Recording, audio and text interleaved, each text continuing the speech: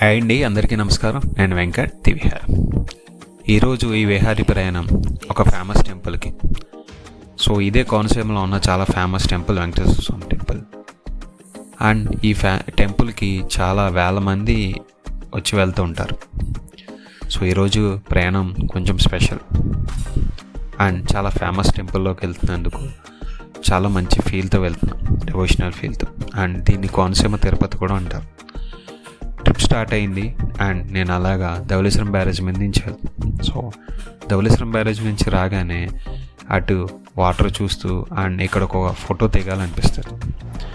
ఇక్కడ గాలి అండ్ ఆ వాటర్ ఫ్రెష్నెస్ కానీ చాలా మంచి ఫీల్ ఉంటుంది. సో ఒక ప్లెజెంట్ ఫీల్తో నిజంగా చాలా చల్లగా, ఏసీ కూడా సరిపోదు ఈ ఫ్రెష్ ఎయిర్కి. ఇక్కడ నుంచి కొంచెం ముందరకు వెళ్ళగానే రావులపాలెం అతిరేపాలెం రోడ్డు తగిలింది. సో ఈ రోడ్డు చాలా స్పెషల్, ఎందుకంటే మొత్తం గ్రీనరీతో నిండిపోయి ఉంటుంది. ఒక పక్కనేమో లేక్ ఉండి గోదావరి వాటర్తో ఉంటే, ఒక పక్కేమో మొత్తం పచ్చని పొలాలు మరియు అరటి తోటలతో ఫుల్ గ్రీనరీతో ఉంటుంది. అండ్ ఈ రోడ్డు వచ్చి చెట్లతో మొత్తం కమ్మేసినట్టు ఉంటుంది, ఒక గ్రీన్ మ్యాట్ వేసినట్టే ఉంటుంది మొత్తం మీరు వెళ్తుంటే. సో ఆ నేచర్ ఫీల్ మాత్రం నిజంగా చెప్పాలండి, ఫీల్ అయితే కానీ చెప్పలేదు. సో ఖచ్చితంగా ఈ రోడ్ మీద వెళ్ళుంటే కామెంట్ చేయండి. అండ్ మీరు కూడా తప్పకుండా వెళ్ళాల్సిన రోడ్ ఇది.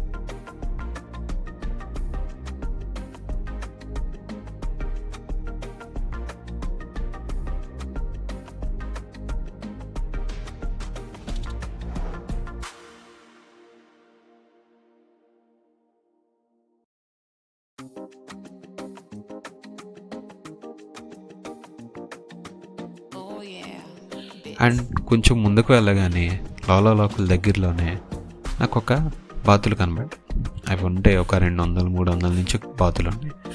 అవి అరవడం మొదలెట్టినాయి. నాకు సూటుగా రా వెంకట్రా నీకోసమే ఉన్నా అన్నట్టు అనిపించినాయి. జోక్ చేశా, బట్ చాలా పీస్ఫుల్గా ఉంది అక్కడ.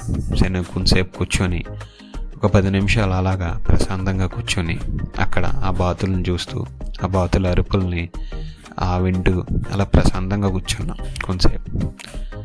కూర్చుని ఆ తర్వాత మళ్ళీ స్టార్ట్ అయ్యాం. సో అక్కడి నుంచి స్టార్ట్ అయ్యాక మళ్ళీ అరటి తోటలు మొదలెట్టినాయి. అండ్ ఆ పంట పొలాలు, ఆ చల్లలు గాలితో అలా నా ప్రయాణం సాగింది. సో నెక్స్ట్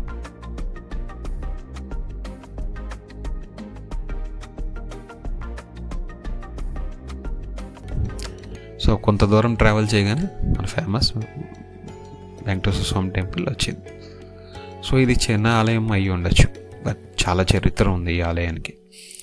సో పూర్వకాలం ఈ వాడపల్లిని నాకుపురి అని పిలిచేవారంట. సో నారద మహర్షి గారు ఇక్కడికి వచ్చి స్వయంగా స్వామిగారిని గోదావరి తీరంలో ప్రతిష్ఠించారు. సో ఆలయం కొంతవరకు ఒకప్పుడు వరదల్లో మునిగిపోయిందని చెప్తారు, కానీ ఇప్పటి ఆలయం గోదావరి ఒడ్డున పచ్చని పొలాల మధ్యన చాలా అందంగా ఉంటుంది. ఇక్కడ స్వామివారు స్వయంభూ అని చెప్తారు అండ్ ఇది భక్తుల చాలా నమ్మకం. సో ఇదే కోనసీమ తిరుపతిగా చెప్తారు. సో స్పెషల్ విశేషం ఏంటంటే ఇక్కడ 7 శనివారాలు దర్శించుకొని 7 శనివారాలు 7 ప్రదక్షిణాలతో దర్శించుకొని చేస్తే కోరికలు, భక్తుల కోరికలు ఖచ్చితంగా నెరవేరుతాయని చాలా పక్కా బిలీఫ్ ఉంది. అండ్ అలాగే చాలా మందికి కూడా నెరవేరాయి. సో ఆలయంలోకి వెళ్ళగానే గంటల స్తంభం, పూజారి గారి మంత్రాలు అండ్ స్వామిగారి స్వరూపం అండ్ గోవింద గోవింద అన్న శబ్దం అంతటా మారుమోగిపోతుంది. నిజంగా గోవింద గోవింద అని అంటూనే ఉంటారు.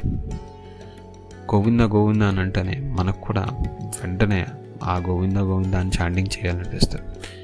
ఇలా నా వాడపల్లి ట్రిప్ చాలా పీస్ఫుల్గా అండ్ చాలా ఫన్తో అండ్ చాలా నేచర్ఫుల్గా సాగింది. సో వీడియో కంప్లీట్గా చూడండి. సో మంచి ఫీల్ ఉంటుంది. అండ్ ఇలాంటి ఫేమస్ టెంపుల్ని ఖచ్చితంగా మీరు కూడా ఒకసారి విజిట్ చేయాలి. సో ఇది శనివారం మాత్రం చాలా రష్ ఉంటుంది, దాన్ని బట్టి చూసుకొని మీరు ప్లాన్ చేసుకోండి మీ టైమింగ్స్. సో ఖచ్చితంగా ప్రతి ఒక్కరు విజిట్ చేయాల్సిన ప్లేస్ ఇది. స్వామివారి భక్తులు మాత్రం ఖచ్చితంగా విజిట్ చేయాలి. సో గోవిందా గోవిందా అంటూ నా మొత్తం 7 ప్రదక్షిణాలు చేసుకుంటా అండ్ మంచిగా దర్శనం చేసుకుని మంచిగా ప్రసాదం పులిహార ప్రసాదం తీసుకుని అండ్ నాకు నా ఫేవరెట్ అయిన లడ్డూ తీసుకుని సో రివర్స్ నా ప్రయాణం నా ఇంటికి సాగింది. సో ఈ వీడియో నచ్చితే మీకు లైక్ కొట్టండి, మీ